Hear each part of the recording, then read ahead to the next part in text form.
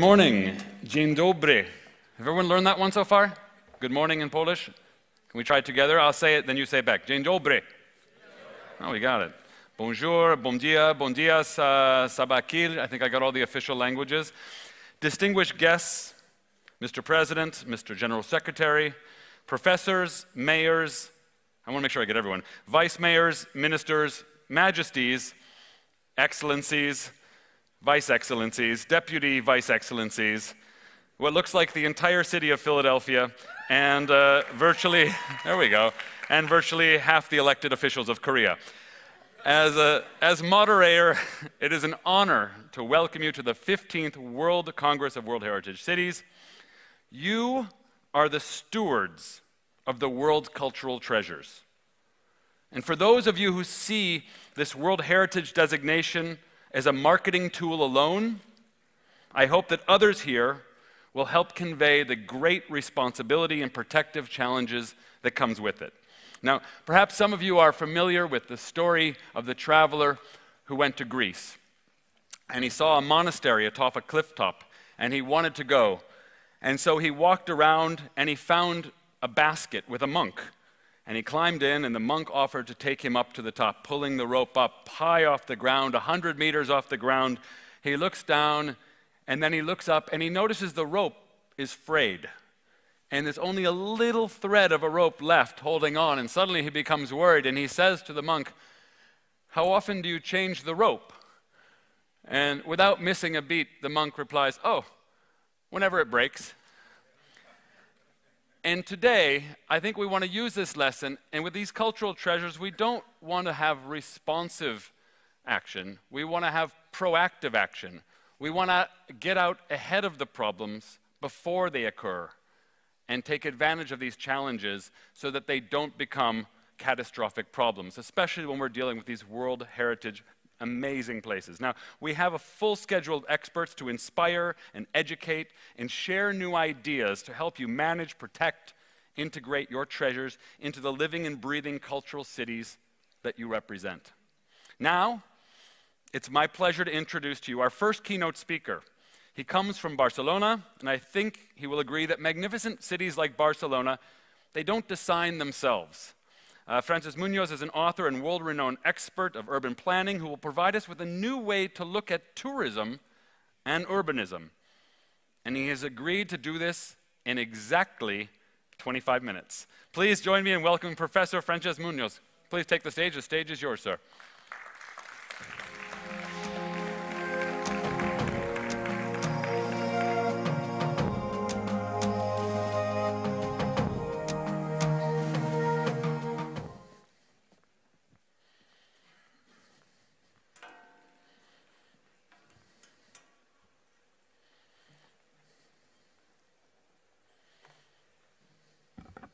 Good morning to everyone.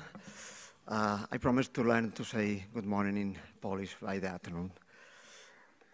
It's my honor, it's a pleasure be with you today, introducing this fascinating discussion.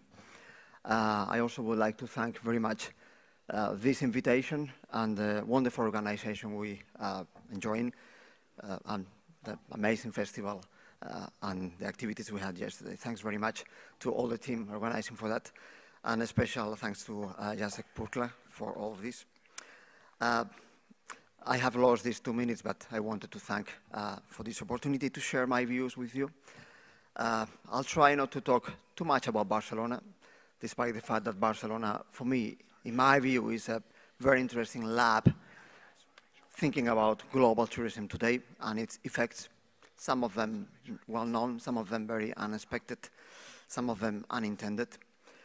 I would also like to propose this much more general discourse. So in the 22 minutes I still have, I would like to propose this presentation on this concept, which in my opinion help us very much for understanding these relationships in between places, cultures, and the economy of tourism. When we talk about urbanization in terms of banality, we talk about urbanalization. And the idea of overtourism today is something we need to face, we need to understand because if we face things that we don't understand, our policies, our visions, our strategies, they would probably be wrong. So part of my talk would be as based on the better understanding of global tourism. Let's begin. I work in Barcelona with these two research platforms, an international master's degree on landscape and heritage. So we work with these two keywords. And then I also direct the Observatory of Urbanization. In our observatory, we try to identify future trends for cities and regions. We also focus on so many different types of landscapes and heritage. This is a very good example of ordinary heritage, dealing with all these functional elements that they have lost the previous value they used to have. And we organize international workshops on these issues with professors, students, and universities worldwide. This is what I would like to explain in 4 hours. This is the time I normally use for this PowerPoint. We don't have this time today, don't worry. So I will just summarize these main points on, firstly, the idea of urbanalization, the urban form in the global age. The idea of digitalization, which is a major driver for understanding the way in which we are just interacting with heritage, urban heritage today. We are living in the era of real time, and this is changing so many different things. We need then to understand global tourism and how the touristic experiences has been multiplied. So these three first elements, they have to do with the diagnosis. And the fourth element has to do with the proposal, has to do with what to do, has to do with our own position, how to deal with global tourism in a different way. So I like to underline the power of ordinary landscapes, landscapes of everyday life, for preserving and managing, upgrading, updating, and giving value to local narratives. And this has to do with the power of local communities working together with experts in this new thing. So let's begin. We have 120 images. This means there's something like 5 images per minute. So I'm going to speed up. You are going to see all the images, but I will probably only make some comments on the most important of them. So when we talk about the urbanalization, we talk about this kind of a copy and paste urbanism. This is the book, but I have just summarized the book in 3 pages, and you have it in English. I have provided the organization with this short article in which urbanalization is helping for understanding the touristification of places. Tourists go home. This is something we can see in so many corners in Barcelona. So this is a material that, in the case you would like, is just available. Urbanalization has to do with something I like to call as the Pantone landscapes. The Pantone is this highly predictable code for controlling colors. We can find urbanalization everywhere around us, in the way in which waterfronts they have been renovated in the majority of cities in the world, particularly in Europe, from Liverpool to Barcelona, from Genoa to Antwerpen. We find urbanalization in suburban landscapes, in the urban sprawl area. We find it in the brandified urban retail spaces. We find it even in the functional spaces that we use in the daily life in cities. The 2 images below show how children, they have changed their experience in the city. They used to use the streets for playing. Now they play the same games, but in these specific safe places we have arranged for them. This is just the last trend. This is the last modern, most upgraded element for playgrounds. So it's just a place in which one single children can play. So what is the negotiation? What is the interaction? So urbanalization has to do with so many different aspects, but this is just one single slide with text in the whole presentation, which is summarizing my points on this. Urbanalization has to do with this type of urban change and transformation, which is highly independent in regard to their geographical space. That's why very different cities, they can provide the same or very homogeneous type of landscape. But the second aspect is much more important for me because it's dealing directly with culture. Urbanalization refers to this type of urban transformation and the urban experience as well, which is indifferent, and I like very much this word. It's indifferent to the anthropological place. So we have this kind of disconnection between place and image, between the character of the landscape and the things we can do in there when being tourists. Let me show you just this quotation by one of the most well-known architects in Barcelona. He was my thesis director, and he was very inspiring for me. He wrote this in 1995, a long time ago, but he was clever when he was talking about this, the age of the easy reproduction of images. This is the moment in which we are taking so many useless pictures with our cell phones. And then we need hard work to organize them. It was much easier before, don't you think? In any case, the traditional images of places are not linked anymore to those places. They flow like any single data, like any single information in cyberspace. These two images we're going to see now is just kind of a summary of this point. This is an image of Venice, which is highly local. This is an image of Venice that you would need to take some time to find. So you won't find this image in your first visit to Venice, in which you spend 1.5 days, because the first visit to Venice is just devoted to the highlights. This is a very simple, a very similar image in terms of composition. The composition is practically the same, but the content is just the opposite. We use airports in a most homogeneous way you can imagine, because otherwise we would miss our planes. You wouldn't be here today with a different design of the airport. So this is what urbanalization is about. We have the capability for using places like the second image is showing, despite the fact that they can be absolutely different, as the first image shows. But urbanalization also has to do with heritage and with the past. David Lowenthal wrote this magnificent book, The Past is a Strange Country, 1985.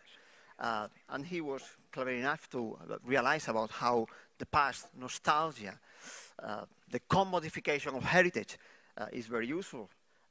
As you can see here in this quotation from markets, practically everything. We are surrounded by nostalgia. We are living the excess of nostalgia. We are a vintage culture. Maybe because we have these tools that they invite us to go that fast, we need to anchor ourselves to these contents. But this is a good news dealing with heritage. We need heritage much more than ever before. That would be my conclusion. But we need to be very careful with the heritage management. This is an image taken in Amsterdam Central Station. These people, they want to emphasize that the cheese they are producing is really authentic. So they dress like in the old times. They take black and white pictures. They write since 1974. But if you turn your head right, you would see that the packaging and the way in which the product they are selling is globally offered would be just the same. You will find in Barcelona with paella. And paella and Netherlands, cheese in the Netherlands, they are completely different, but the way in which they are promoted is very similar. So underlining the authenticity of places, you cannot see the end of the sentence, you need to trust me. Underlining the authenticity of places, most of the times we've analyzed them. And we can find these processes in thematic cafeterias in which you see the coffee bags, and you know that there is no coffee inside, but this is part of the visual narrative. At the end, you are paying 20% more for your coffee, not for the quality of the coffee, but just for the bags. And for all this display that someone has prepared, prefabricated for you. So we are talking about this Pantone idea. But we can find this in outside places, in the public space. This is Florence, a city that does not need any history. So we upload more history with this fake carousel. But we can find more examples that are very extreme. Two very extreme examples. Because of climate change, we are just, as you know very well, we are losing the best quality ice in the North Pole. So this means that in the future, we will be able to visit places in the Arctic easily. So these trends regarding thematic tourism, dealing with Santa Claus, they are going to be more and more present. So this is a very good example of how we use landscapes and heritage in this commodified way. And this is another very interesting example. We are in Spain now in 2011. This is one of the Spanish white villages. So white villages in Spain, southern Italy, North Africa, they are painted in white because this has to do with the adaptation of a community to a very particular climatological conditions. So let me put it this way, nature creates culture. But this village was painted in blue, as you will see right now.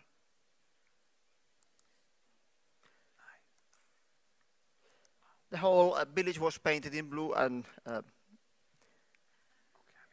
it was because the people working for the company promoting this new film, Smart 3D 2011, they wanted to find a place in the world that would fit better with the village in which Smarts they live, which is a fictional place. This is particularly fascinating because during the 20th century, we have been seeing how consumption places, theme parks, resorts, they were just imitating the real. But in this case, we are looking for real places imitating the unreal, the fiction. That's why we need to talk in 1 minute about digitalization. This is how the whole story ends. I don't know if we have the, yeah, we have the text. So you can read it in between. In the meantime, I'm just serving myself a bit of water. So at the end, the final output has to do with global tourism in unexpected ways, in unexpected places. And if you go to Google and you write a smart village, you're going to see how the same people living in there, the same local community, they were contributing to this change. Let me insist in this point. The white color in the houses is part of the character of the landscape in these places. Let me speed up now a bit. Because in regard with digitalization, I need just to propose this very simple game. I'm sure that this image is very familiar for you. So I would ask you, because I was looking for an image that would remind me what I was just facing every day in my computer when I was working. So the image in your left is real. The image in your right is fictional. But my perception of the real image is filtered by the second one. So which of them is more important? In other words, maybe those of you that you have children, you have someone at home playing this video game, Assassin's Creed, like my 14-year-old son. He plays a lot to this video game. The landscapes you see in this video game, they are inspired by some topic canonic images of Venice and medieval Florence mixed together. My son is going to visit Venice this summer with all his friends and the professors in the high school. When he would see the real Venice, I'm sure that his perception of this heritage site is going to be filtered by this previous perception dealing with the digital. And the third example dealing with digitalization and our perception of heritage is this one. This is a picture I took with my cell phone from this very local place in Venice, Campo de Santa Maddalena. But this was the picture taken with a normal mode. We also have a Mauro, we have Hudson, we have X-Pro, we have Nashville, we have Walden, we have Hef, we have 1977, which is a particular mode that will take the picture with the imperfections of photography in 1977. So which of the images of Venice is the real one? Digitalization is posing all these questions to us today, and we need to understand them. Let me just take the 10 last minutes for just finishing the diagnosis and going to the proposals. So we need to understand in global tourism better. Traditional tourism is based on some very key issues like you can see here. Particularly, I'm very interested in the third one, the temporal occasional frequentation. What we call today, not as tourism, but as the visitor economy. This is something important because we still keep the same word, tourism, to define phenomena that they have changed completely. They have nothing to do with what we used to understand when using the word tourism. So when thinking about the visitor economy, something which is very important is this continuous permanent frequentation. In my city and in other cities in the world, we have tourists every single second, every single day. And then you have, here you have just a summary of the processes we can identify when thinking global tourism today. So firstly, we have this acceleration of the types of tourism we used to have before. Yesterday, in our speakers, they were talking about the low-cost companies. So this is just definitely true. We have a multiplication and segmentation of tourism. Every single tourist would find a territory or a time to satisfy their experience. And finally, the touristic experience is the emotional consumption of a place through its landscape. If we take this into consideration, we can just propose this kind of a paradox. Today, any place can be a touristic place, and any touristic activity can take place in a multiplicity of places. So we have real unexpected impacts. Let me use 3 minutes to show you some of the impacts in my town, which is the best study case for me. This is the number of arrivals of tourists that they come to Barcelona by ship. Some days in a year we have lots of these ships in the city. And this is the first research we have done for the municipality of Barcelona, trying to assess about the frequentation of places in the city. In here you have the 15 cruise ships that they are visiting Barcelona the most. For example, Costa Diadema comes to Barcelona 53 times per year. This means 1 time per week, every single weekend. And the capacity in here is not considering the crew. Let me tell you that the crew in these ships is not just the captain and the people working with him. You have 15 people working with the cleaning service, 30 barmen, 35 people working with the activities the tourists they are going to develop, like dancing, like aqua gym. So there is a whole community, a whole floating city going from one place to another. If you take into consideration the final data, you have 422 operations and a total amount of more than 40,000 people. Please multiply with your cell phones after my talk. You will find a total population of almost 19 million people. And these people, when they visit Barcelona, this is the important point of the example, they are given 4.5 hours as an average to visit the city. So we have been tracing them in the city. We have been following them. And this is the first cartography that shows the places in the city in which cruise ships tourists they are visiting. As you can see, they are prisoners of the historical town, of the historical center.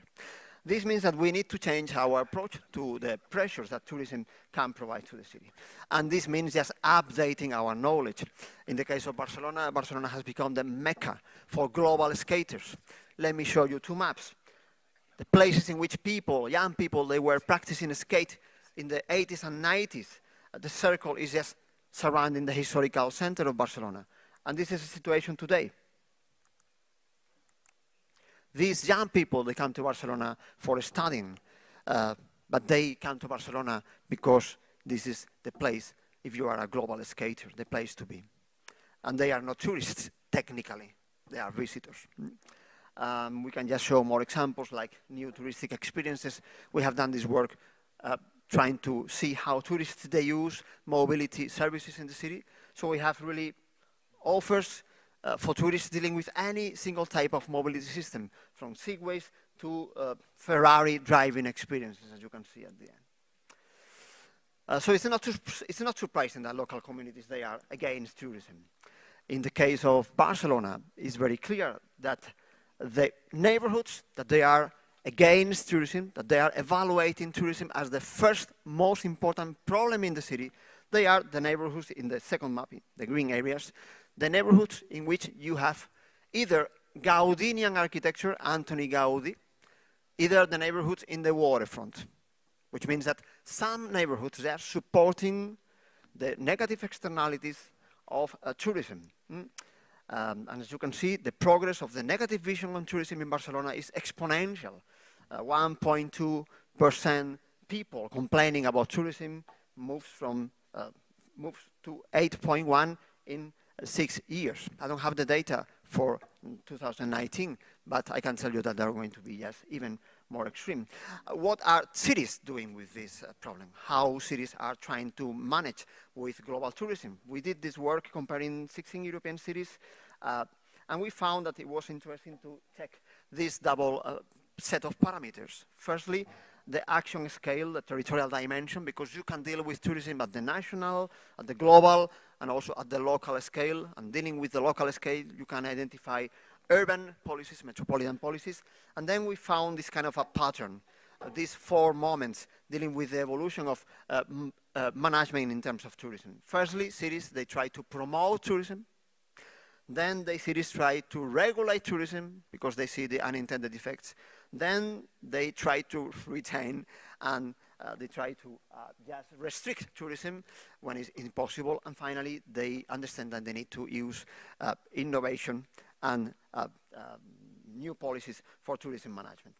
In the 3 minutes I still have, let me just show you that we can do a really nice work working with heritage when dealing with these elements.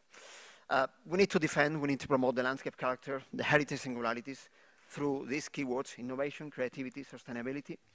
And I'm sorry, because the translation from the PowerPoint to PDF has not been very successful, so the text is not very nice to be read. But I would like to insist in these 2 ideas. We need to consider in heritage elements not as isolated pieces, not something to be framed, to be put into a bubble.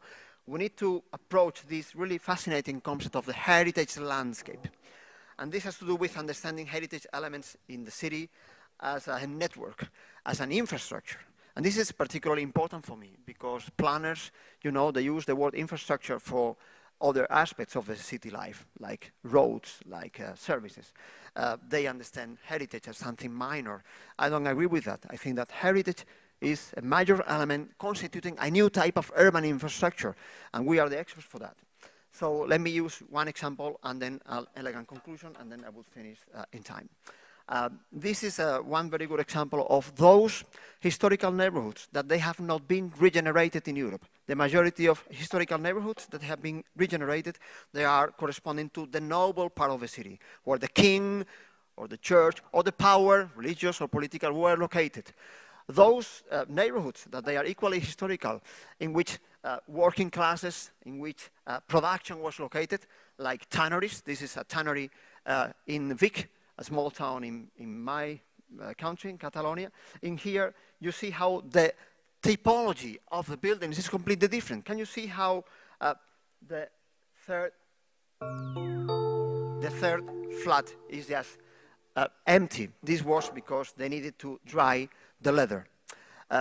We have a narrative in here. We have the explanation of why this place is like that. We have been working with 50 neighborhoods in Europe that they are corresponding to this link between river and this typology of buildings. And as I said before, how to define the heritage project, approaching these ordinary landscapes. We have 4 main elements that I will explain to you another day. Because now I would like to finish in 30 seconds with one final remark. Why heritage is so important? Why we need to locate heritage at the center of the urban policies, in my view? Because heritage represents, in my opinion, the most important value that cities can offer today. Cities are the best place in which you are invited to change your mind, to change your opinion, because you are confronted with singularities, with diversities, with drops of difference.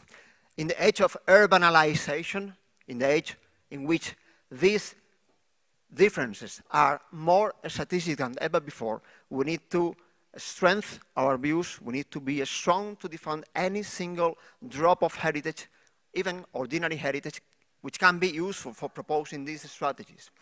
Working like that, we can propose the main value of a city, which is allow us to think about the past, thinking about the future. Thanks very much. Thank you very much for that. Fantastic. All right.